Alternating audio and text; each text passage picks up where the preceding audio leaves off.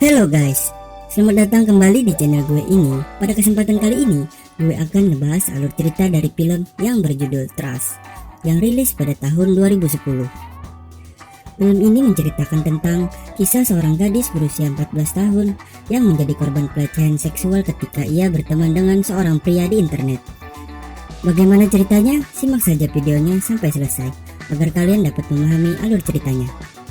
Jika kalian suka dengan channel ini, silahkan subscribe. Oke, langsung saja, nggak usah bertele-tele, gue akan langsung ngebahas alur ceritanya.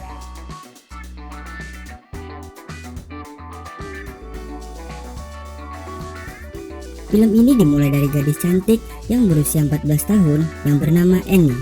Kehidupannya terlihat sangat ceria dan berjalan dengan baik. Ketika ia berulang tahun ke-14, ayahnya memberikannya hadiah sebuah MacBook. Ayahnya yang bernama Cameron dan ibunya bernama Lynn. Terlihat ayahnya sedang menyuruh Annie untuk tidur. Yang melihat anaknya masih bermain chatting, Annie pun memberitahukan ayahnya bahwa ia mempunyai teman chatting yang bernama Charlie dari California dan masih kelas 1 SMA. Annie pun meminta ayahnya untuk meninggalkan ia sendiri di kamar. Terlihat ia setiap saat selalu bermain chatting dengan Charlie dan mengirimkan foto dirinya untuk Charlie. Ketika Annie berhasil masuk tim poli sekolahnya, ia langsung memberitahu Charlie.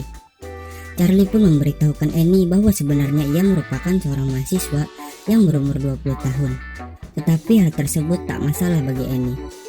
Lagi-lagi Annie terus melakukan chatting dengan Charlie. Charlie yang selalu memberikan rayuan ke Annie dengan kata-kata manis. Hal itu membuat Annie semakin terpikat dengannya. Isi chatnya pun makin kesini mulai sudah sedikit mesum. Keesokan harinya, ketika Annie kembali berchatting dengan Charlie, Charlie pun kembali mengatakan bahwa ia sebenarnya mahasiswa pasca sarjana yang berumur 25 tahun. Charlie pun menelponnya, dan Annie pun langsung mengatakan, "Kenapa kau harus berbohong padaku?" Tetapi nampaknya hal tersebut tidak membuat Annie untuk meninggalkan Charlie. Charlie menanyakan pakaian yang dikenakan Annie. Annie pun menjawab bahwa ia hanya memakai t-shirt dan pakaian dalam. Keesokan harinya, ketika orang tuanya mengantarkan Peter, kakak laki-lakinya Annie, ke perguruan tinggi, ternyata Charlie mengajaknya ketemuan di sebuah mall. Annie pun menemuinya. Ternyata Annie pun kaget ketika pertama kali melihat wajah Charlie. Ia pun tampak kecewa karena wajahnya sama sekali tidak seperti pria berumur 25 tahun. Charlie pun meminta maaf dan mengeluarkan kata-kata yang indah sehingga dapat membuat Annie luluh dan mau memaafkannya. Charlie pun mengajak Annie jalan-jalan. Annie pun mau diajak jalan-jalan oleh Charlie. Ternyata ketika mereka sedang jalan-jalan, sahabat Annie yang bernama Brittany melihat mereka. Terlihat mereka sedang makan es krim di sebuah kafe. Lagi-lagi Charlie mengeluarkan rayuan mautnya untuk membuat Annie luluh. Charlie pun memberikan Annie hadiah. Dan ternyata hadiahnya sebuah pakaian dalam. Charlie pun mengatakan, "Aku tidak bisa mengatakan berapa kali aku membayangkan kamu mengenakannya." Ternyata Annie diajak Charlie ke kamar hotel untuk mencoba hadiah darinya. Lagi-lagi Charlie memikatnya dengan kata-kata yang manis. Tangan Charlie pun mulai nakal dan menciumi Annie. Tetapi Annie menolaknya. Dan malah Charlie memperkosanya. Beberapa hari kemudian terlihat Annie mulai murung, tidak seperti biasanya. Dan Charlie mulai menghilang, tidak lagi membalas chat dari Annie. Terlihat Annie menangis ketika telepon darinya tidak pernah diangkat lagi oleh Charlie. Annie pun menceritakan semuanya kepada Brittany, sahabatnya. Terlihat ketika Annie sedang belajar di sekolah, gurunya menjemput Annie untuk datang ke ruang guru. Ternyata sahabatnya sudah menceritakan semua masalahnya kepada gurunya, dan Annie pun dibawa oleh FBI untuk divisum. Ketika Annie dibawa anggota FBI, terlihat seisi sekolah langsung heboh. Orang tuanya pun ditelepon untuk datang ke rumah sakit. Dan salah satu petugas menjelaskan kepadanya bahwa Annie diserang secara seksual oleh pria yang dikenalnya di internet yang berumur 35 tahun. Orang tuanya pun kaget ketika mengetahui hal itu. Ketika pemeriksaan selesai, Annie hanya menangis di depan orang tuanya. Tak lama datanglah agen dari FBI yang bernama Ted yang akan menyelidiki kasus ini. Annie pun menyerahkan barang bukti hadiah yang diberikan Charlie kepada agen itu. Terlihat mereka memancing Charlie untuk melacak keberadaannya, dan Charlie pun menelpon Annie. Charlie pun bertanya, "Di mana orang tuamu?" Annie pun menjawab bahwa orang tuanya tidak ada di rumah. Seketika, Charlie pun tidak merespon Annie lagi. Tak lama kemudian terdengar telepon ibunya berbunyi. Ternyata telepon itu berasal dari Charlie. Karena telepon ibunya berbunyi, Charlie pun mengetahui bahwa orang tuanya ada di samping Annie. Charlie pun langsung mematikan teleponnya dengan Annie. Ternyata Charlie bukan orang sembarangan yang mendapatkan nomor ibu Annie dari websitenya. Annie pun bertemu dengan Gail, seorang konselor rumah sakit, dan menceritakan ke Gail bahwa jika ayahnya bertemu dengan Charlie, mungkin ayahnya akan suka. Dan Gail pun menanyakan, apa yang ada dalam bayanganmu tentang Charlie yang akan ayahmu sukai? Annie pun menjawab, dia manis, cerdas, dan lucu. Dari sini bisa dilihat bahwa Annie nampaknya mencintai Charlie dan tidak menyadari bahwa sebenarnya ia korban kejahatan seksual. Mungkin karena pujian-pujian yang sering dilontarkan Charlie kepada Annie. Agen Ted pun menelpon Cameron dan memberitahukan bahwa ketika dilacak sebenarnya pelaku bukan dari California dan alamat IP-nya ada di Republik Ceko. Memang Charlie bukan orang sembarangan. Ia memindahkan alamat IP yang sebenarnya. Terlihat Cameron memperlihatkan Annie foto-foto daftar para pelanggar seks nasional. Ayahnya pun menanyakan kepada Annie, apakah Charlie ada di daftar itu? Dan Annie menjawab, tidak ada satupun. Cameron pun melacak alamat salah satu predator seks tersebut dari daftar tadi dan langsung mendatangi alamat rumahnya. Tetapi Cameron hanya memperhatikannya dari kejauhan. Agen Ted memberikan transkrip chatting Annie dan Charlie ke Cameron. Dan Cameron langsung memperlihatkan ke istrinya. Mereka tidak menyangka bahwa isi chatnya sangat XXX sekali. Cameron menjadi murka dan menjadikan ia sangat terobsesi untuk dapat menangkap Charlie dan membunuhnya. Cameron pun menyewa perusahaan investigasi swasta di New Jersey. Ternyata investigasi pribadi belum juga membuahkan hasil. Saking terobsesinya, Cameron menyamar menjadi gadis 14 tahun di aplikasi chatting agar ia bisa menjumpai Charlie.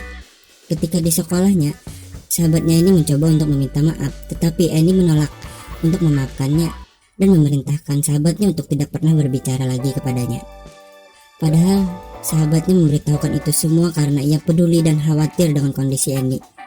Ketika di rumah, Cameron dan Annie berbicara yang intinya terlihat Annie melindungi Charlie. Hal itu membuat ayahnya sedikit mengeluarkan nada tinggi. Kau ini korban pemerkosaan dari pria itu. Kenapa kau malah melindunginya? Dan Annie pun langsung memerintahkan ayahnya untuk keluar dari kamarnya.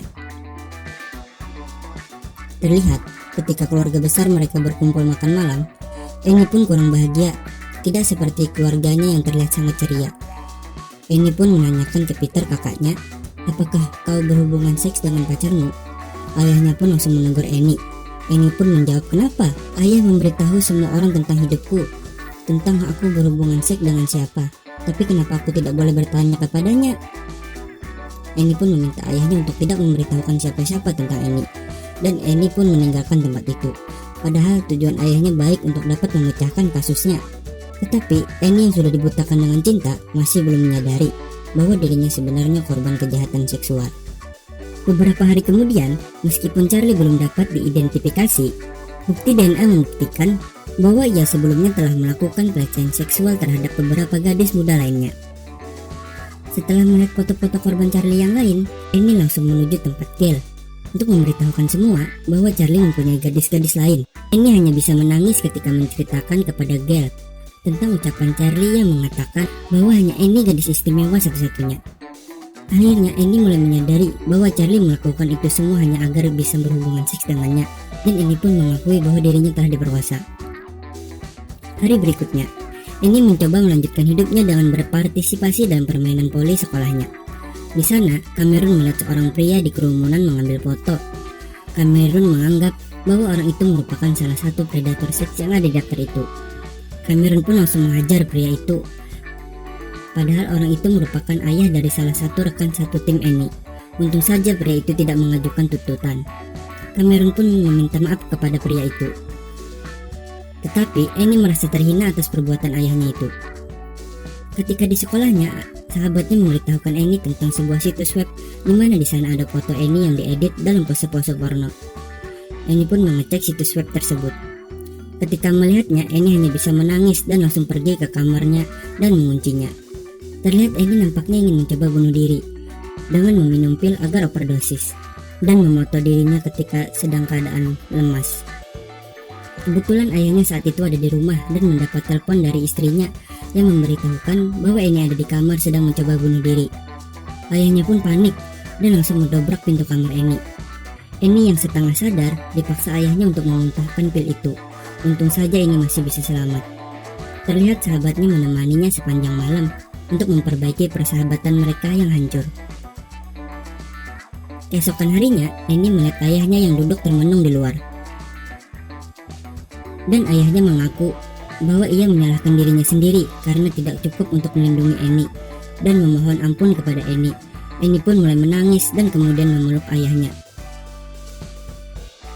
Dan scene pun berpindah yang memperlihatkan sebuah video dokumenter yang mengungkapkan bahwa sebenarnya Charlie merupakan seorang guru fisika sekolah menengah yang bernama Graham Weston dan sudah menikah dan mempunyai seorang anak laki-laki. Dan tamat. Ending yang sangat bikin gue kesal karena tidak dituntaskan untuk mengungkap kasus ini. Dan gue sangat sekali ingin melihat sosok Charlie ini berhasil ditangkap biar jadi happy ending gitu. Oke lah, walaupun begitu, film ini cukup memberikan pesan moral di dalam filmnya agar kita bisa lebih berhati-hati lagi ketika menggunakan internet ataupun media sosial. Oke guys, sampai di sini dulu penjelasan alur cerita dari gue. Sampai bertemu di video selanjutnya. Bagi kalian yang mau request film yang akan dibahas alur ceritanya, tuliskan saja di kolom komentar. See you next video.